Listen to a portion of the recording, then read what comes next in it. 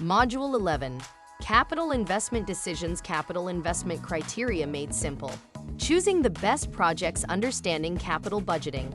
Imagine your company is thinking of making a big investment, like getting a new machine or launching a new product line. Capital projects last a long time, so you'll have cash flowing in and out for years. Your job is to figure out which project adds the most value to your company. Choosing the right tool. In a previous module, you learned about NPV, IRR, and PI as tools to evaluate projects. All three consider all cash flows and their timing. NPV and PI use required rates of return to handle risk, while IRR compares the rate of return to the cost of capital. Picking the best method. When comparing projects, NPV is usually the first method to check. It gives you the exact value added to your company. IRR helps you see how close the estimated return is to the cost of capital, allowing room for errors. Remember, IRR may not work well if cash flows are negative in some periods. Effective utilization of capital investment project information involves a comprehensive analysis of cash flows, duration, cost of capital, and adherence to key criteria. The selection of evaluation tools, such as NPV, IRR, and PI, allows for a thorough assessment of projects, facilitating informed decision-making and maximizing shareholder wealth. 3 must-have features. To find the best projects for your company, you need an evaluation method that has 3 key features. 1. Considers all project cash flows over its life. You must consider all future cash flows, whether it's a short-term project like buying a vehicle or a long-term one like building a power plant. 2. Takes into account the time value of money. Timing is crucial. If you invest $100 million today but only get back $200 million in 50 years, the project might not be worth it. Ideal methods adjust cash flows for today's value. 3. Incorporates the cost of capital required rate of return. Different projects come with different risks. High-risk projects like oil exploration need higher returns. Your evaluation method should consider these differences in risk and return. Lesson summary. An ideal evaluation method for capital investment considers 3 things: all the cash flows in the project, the timing of cash flows, and the cost of capital or risk of the project. In most cases, you should use NPV as the primary method and use the other methods to supplement when making capital investment decisions. If there are capital constraints when choosing multiple projects, use the PI to rank the projects and then decide which projects to do based on the PI ranking. Capital Investment Question 1. Why is it important to consider all relevant cash flows in an ideal evaluation method for capital investment? Without considering every cash flow of a potential project, you do not know how the project will enhance the value of a firm. You need to include all the cash flows coming from a potential project to understand how much value they will add to the firm. Capital Investment Question 2. Taliet is comparing 4 mutually exclusive projects. In order to choose the best project to optimize the goal of the firm, which capital budgeting method should Taliet use? Net present value NPV. When you compare mutually exclusive projects, you should look at how much value is added by each project, because you can do only one of them. Therefore, you should use the NPV method to choose a project. Capital Investment Question 3. Alphabet Co. has $50,000 to spend on capital investment projects for the next year. It will do as many projects as it has cash for. Alphabet Co. calculates the potential incremental cash flows and costs of the projects as well as the NPV, IRR, and PI for each project. How should the company decide which projects to invest in if it wants to maximize the total amount of value created? It should choose the projects with the highest PAs until all capital has been used. By choosing the projects with the highest PI, Alphabet Co. will be able to use its limited capital effectively to create the most overall value for the firm. Understanding the time value of money in capital projects. The time value of money (TVM) is a financial concept acknowledging money's changing value over time due to factors like inflation, opportunity cost, and risk. In capital projects, TVM is crucial for decision-making, aiding in identifying projects that add the most value and discounting future financial values for accurate assessments. Capital budgeting involves allocating money for investments, adding value if benefits exceed costs. Evaluating project value involves assessing if present benefits surpass costs.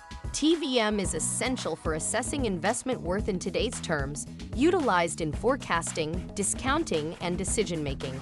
Continuous evaluation is necessary due to changing circumstances, aiding informed resource allocation and pursuit of profitable ventures. Capital projects. Question 1.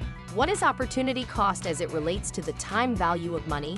It is the opportunity you forego to invest in other options due to the time scope of an investment. Capital projects. Question 2. Why is the timing of cash flows an important characteristic of capital investment? Timing of cash flows is related to the opportunity cost associated with those cash flows. The cash flows of an investment need to be compared to the cash flows of other projects. Capital projects. Question 3. You are considering 4 projects. The initial cost to start each project is $500,000, and the total cash inflows generated by each project are $600,000. Each project also has the same level of risk. The only difference between these 4 projects is the cash flow patterns. Project D should be chosen first, given that the project will receive cash to sum to $600,000 the most quickly. Project D receives cash flows the most quickly of the 4 projects. Given the concept of the time value of money, Project D should generate the highest NPV. Cost of capital and capital investment. The cost of capital is like the price a business pays to use money from others, whether it's from loans or investors. This cost is crucial when a company decides how to invest its money. It helps determine the value of projects by considering the future money they'll bring in. The cost of capital involves balancing debt loans and equity ownership. Investors expect higher returns for riskier investments. For example, if a company uses a lot of debt, it may need to pay higher returns to investors because of the added risk. Debt can also have a tax advantage, reducing the overall taxes a company pays. However, finding the right balance between debt and equity is essential for a company's optimal structure. Projects themselves can vary in risk. For instance, opening a new store in a place with strong customer support like Utah for Costco might be less risky than opening in a location dominated by a competitor. Investors expect higher returns for riskier projects. Capital investment. Question 1. Why is there always a cost for bringing funds into a business? A business must compensate investors for the risk that they are taking to invest in the business. Investors need a reason to part with their money. Capital investment. Question 2. What is the relationship between the risk and the rate of return? The higher the risk investors have to take on, the higher return they require. Investors will take on more risk if there is potential for a higher return. Capital investment. Question 3.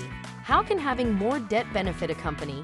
Interest expense on debts is paid before taxes are calculated. This describes the tax shield advantage of debt. Capital investment. Question 4. Which example demonstrates a financing decision in a firm? How a company will fund its assets and operations, namely, what proportions of debt and equity the business will use. When deciding which cash flows matter in capital budgeting, it's like figuring out all the extra money a project brings in or spends.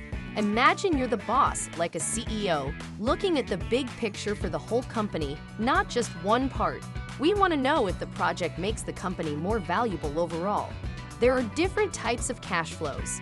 First, there are the extra ones, called incremental cash flows. These include more money coming in like new sales and less going out like cost savings. We only care about the changes caused by the project, not things that would stay the same whether we do it or not. Then there are incidental cash flows.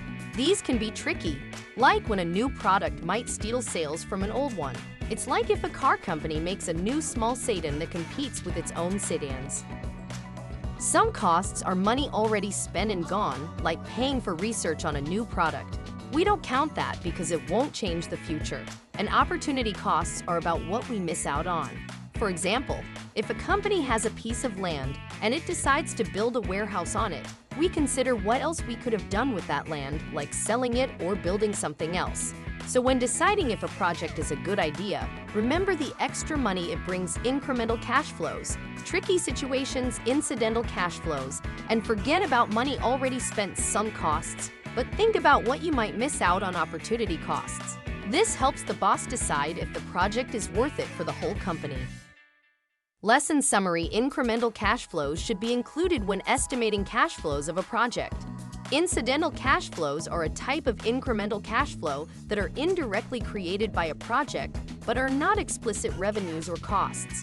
Opportunity cost should also be accounted for in capital budgeting for a capital investment because a company loses its ability to use the same asset somewhere else.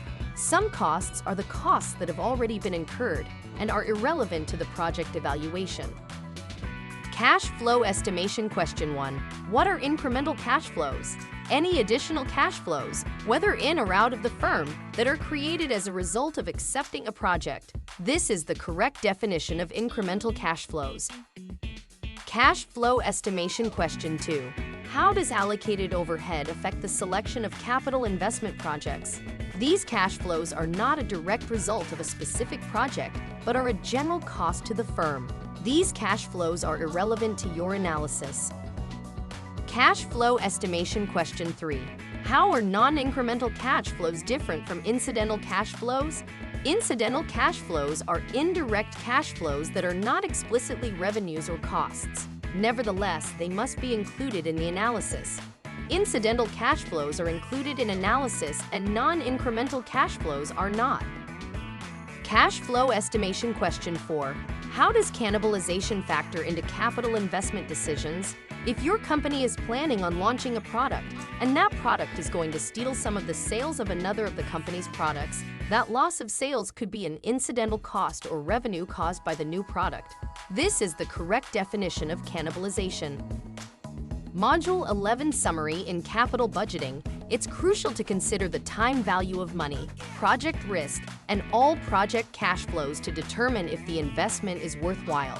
The net present value (NPV) is a primary tool for project evaluation, along with other criteria providing additional insights.